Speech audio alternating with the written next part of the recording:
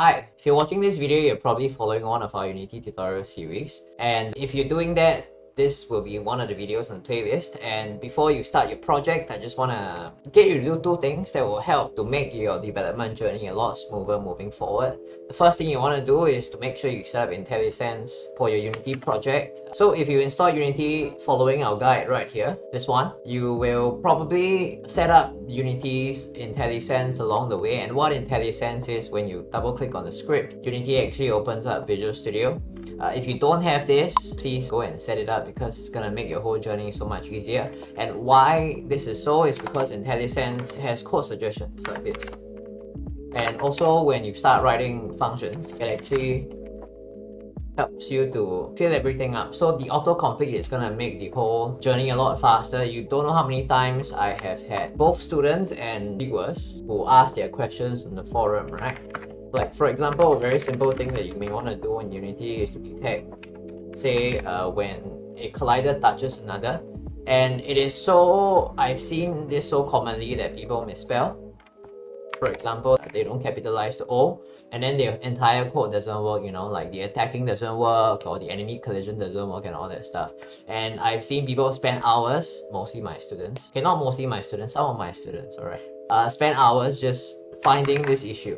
So you want to save yourself the trouble and get IntelliSense working. We have a video, the link will be in the description below. You want to follow that video and make sure your IntelliSense is set up. Second thing you want to do is this is going to be a little bit more work, but you want to look through the entire GitHub desktop for Unity video series right here. And what you want to do is to at least get a GitHub repository set up for your project. This is going to make it so that if you ask for help either in the comments or in our forums, it's going to make it a lot easier for you to share your projects with us. Because right now our viewers are sharing their projects with us using Google Drive links, and it's really difficult because Google Drive is not designed to share Unity projects, alright? So right now we are receiving links like that, and if you have a GitHub project, then all you need to do is to share the GitHub project with us, and then we will be able to help you with your issues. Right, it's gonna make the whole process so much faster. So what should a playlist get your version control set up? The benefit of using a version control is that it keeps a record of all the changes that you've made, and it allows you to collaborate with different people as well. So if you see here in this project, this is for Metroidvania series, right? There's a whole bunch of changes, and you will see that over the course of this project's development, different people have worked on this project, and it allows us to collaborate very easily without having to share the files over Google Drive every time someone makes a change. And because all of these are recorded, it is very easy for us to just roll back,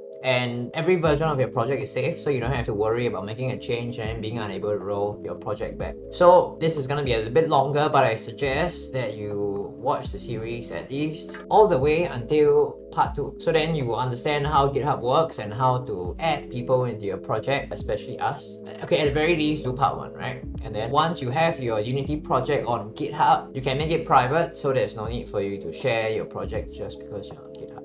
So once you have these two things, right, you'll be ready to go, and it's gonna make your project management journey over the long run so much easier. So these two videos, check out the links in the description below. And of course, if you have any questions along the way, our forums are right there, and you can find the link to our forums on the video description below as well. So thank you very much. Happy coding, happy developing. I'll see you around.